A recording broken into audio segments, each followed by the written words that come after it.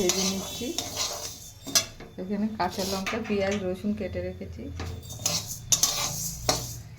মুসুরির ডালগুলো ভাজা হয়ে গেছে, এবার নামিয়ে নেব। কড়াইয়ে তেল দিলাম, শুকনো লঙ্কা দিলাম,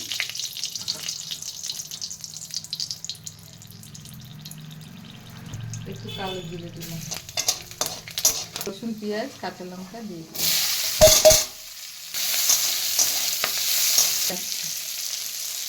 দিয়ে রেখেছি, হলুদ দিয়ে দিলাম,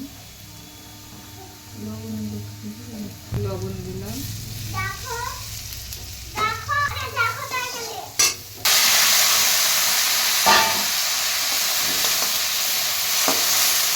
আর ভাজবো না, দিয়ে দেবো, অল্প জল দেবো, ঢাকা দিয়ে দেবো।